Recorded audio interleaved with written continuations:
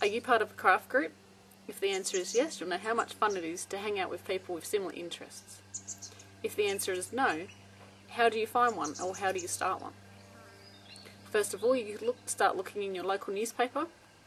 They will have a what's on section, or to tell you what's going on in your local community. There may be some listed there. Also, check local notice boards around town, around the shopping centres, and if people are having things, there's bound to be a notice on there. A lot of the time it's word of mouth. Ask people, do you know if there's any knitting groups anywhere? Have you heard of anything? Ask around, people will know. Even your local yarn shop, they should know as well. If you don't have a local yarn shop, and you don't have a local group, maybe it's time to start one. First of all, you need to find a location to where you want to hold your group. So where do you hold your group?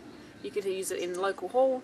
You could ask a cafe owner if there's a big cafe, because you might get a lot of ladies. You could ask a local church. There are plenty of places to hold your group. We have things here in Australia called RSLs. It's Return Servicemen's League, I think it stands for.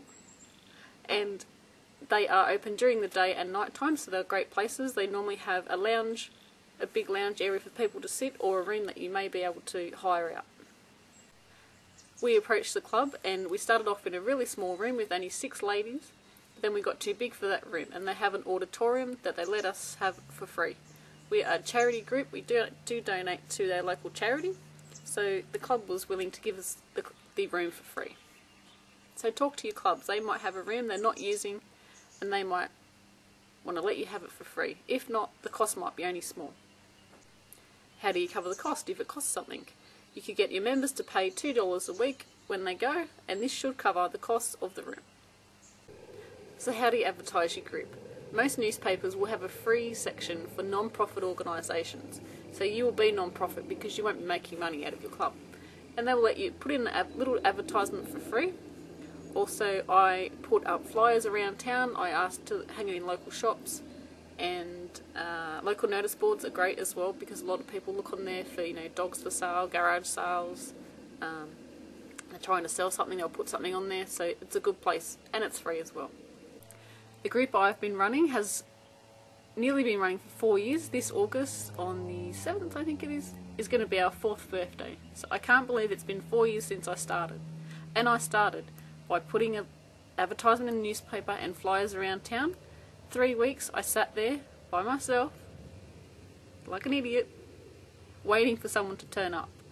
And on the 4th week, a lady came through the door and I nearly kissed her. I didn't even know her, but I nearly kissed her because I was so happy that someone turned up.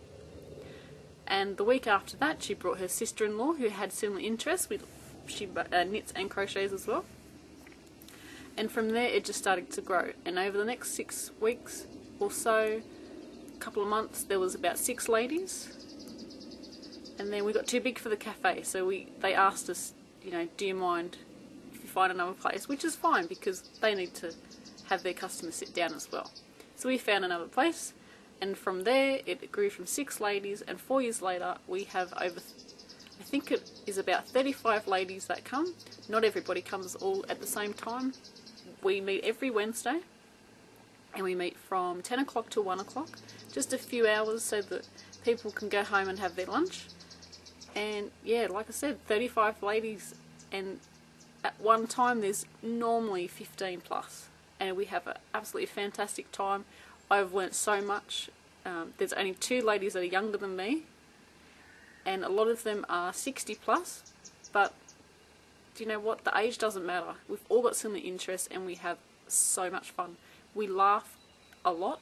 We don't get a lot of crocheting or knitting done. We're too busy laughing and chatting and catching up on the week, and some friendships have been formed. A lot of friendships have been formed with the ladies that are there.